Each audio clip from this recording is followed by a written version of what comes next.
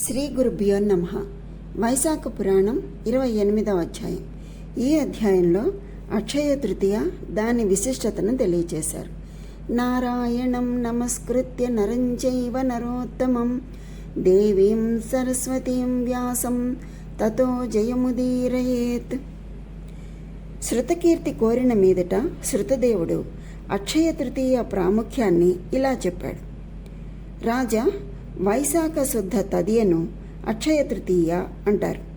వైశాఖ వ్రతం చేసేవారు ఆ తిథి నాడు నదీ స్నానం చేసినా, ఏ దానం చేసినా, ఏ వ్రతం చేసినా, విష్ణు కథలను ఎంతమాత్రం విన్నా అవి అన్నీ అక్షయమైన ఫలాన్ని ఇచ్చి శ్రీ విష్ణు స్థానమైనటువంటి వైకుంఠాన్ని చేరుస్తాయి.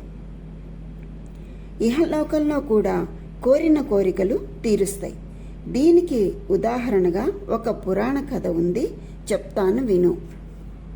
ఒకసారి పాతాళ లోకంలో ఇంద్రుడికి బలిచక్రవర్తికి ఘోర యుద్ధం జరిగింది. ఆ యుద్ధంలో ఇంద్రుడు గెలుపొంది మహోత్సాహంతో తిరిగి వస్తూ భూలోకంలోని ఉతద్య మహాముని ఆశ్రమానికి వెళ్ళాడు. ముని ఆశ్రమంలో లేడు. అతని భార్య త్రిలోక సుందరి, అప్పుడు గర్భవతి కూడా. ఇంద్రుడు ఆమెను చూసి మోహావేశంతో గర్భవతి అని కూడా చూడకుండా ఆమెను బలాత్కారం చేసి అనుభవించాడు. గర్భంలో ఉన్న బాలుడు ఇంద్రుడి వీర్యాన్ని బయటికి తన్నేశాడు. దాంతో ఇంద్రుడికి కోపం వచ్చి వాణ్ణి గుడ్డివాడవు కమ్మని శపించాడు. ఇన్ని చేసిన ఇంద్రుడు ముని వచ్చి చూస్తే శపిస్తాడని భయపడి పారిపోయి మేరు పర్వత గుహలో దాక్కున్నాడు. ఇంద్రుడు అమరావతిలో లేడని గ్రహించిన రాక్షసులు స్వర్గలోకం మీద దండెత్తి వెళ్ళి స్వర్గాన్ని ఆక్రమించుకుని దేవతలను తరిమికొట్టారు.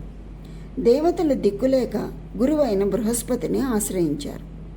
బృహస్పతి దేవతలకు ఇంద్రుడి విషయం చెప్పి మేరు పర్వత గుహలో ఉన్నాడు, వెళ్ళి ప్రార్థించండి అని చెప్పాడు. దేవతలు మేరు పర్వతం దగ్గరకు వెళ్ళి ఇంద్రుణ్ణి అనేక విధాల స్తుతించారు. ఇంద్రుడు సిగ్గుపడుతూ వచ్చి వారికి కనిపించాడు.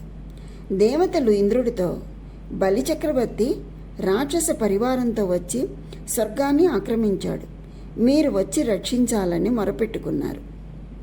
ఇంద్రుడు, నేను పరశ్రీ సంగమం చేసి ఆ దోషం వల్ల రాక్షసుల్ని గెలిచే శక్తి లేకుండా ఉన్నాను అని చెప్పాడు. అంటే రాక్షసుల్ని గెలిచే శక్తిని కోల్పోయాడు చేసిన తప్పు పనికి. దేవతలు బృహస్పతి ఏం చేయాలో తోచక ఆలోచించారు. బృహస్పతి ఇలా అన్నాడు, ప్రస్తుతం వైశాఖ మాసం జరుగుతోంది. ఇది శ్రీహరికి చాలా ప్రీతికరమైనటువంటి మాసం. ఈనాడు శుద్ధ తదియ. ఇది శ్రీనాథుడికి మరీ ఇష్టమైనది. ఈ రోజున ఇంద్రుడి చేత వైశాఖ ధర్మాలన్నీ ఆచరింపచేద్దాం. దీనివల్ల ఇంద్రుడు శక్తివంతుడు అవుతాడు, రాక్షసుల్ని గెలుస్తాడు అని చెప్పి ఇంద్రుణ్ణి వ్రత నియమాలను పాటించమని కోరాడు. ఇంద్రుడు అంగీకరించి గంగానదిలో ప్రాతకాల స్నానం చేశాడు. అక్కడే విష్ణుదేవుడి విగ్రహానికి యథావిధిగా పూజలు చేశాడు. బృహస్పతి విష్ణు కథలను విన్నాడు. ఇంద్రుడికి కూడా సర్వశక్తులు కలిగాయి. ఇంద్రుడు దేవతలతో కలిసి అమరావతి మీద దాడి చేసి రాక్షసులను ఓడించి దాన్ని ఆక్రమించుకుని తిరిగి తన రాజ్యాన్ని పొందాడు. అతని పాలనలో దేవతలు తమ యజ్ఞభాగాలు మళ్లీ పొందారు. మునులు తమ యజ్ఞాలను యథావిధిగా కొనసాగించారు. పితృదేవతలు కూడా తమ వంశం వారు తమకు చేసిన శ్రాద్ధాలతో తృప్తి పొందారు. శక్తి లేని ఇంద్రుణ్ణి కూడా శక్తిమంతుణ్ణి చేసింది ఈ తదియ.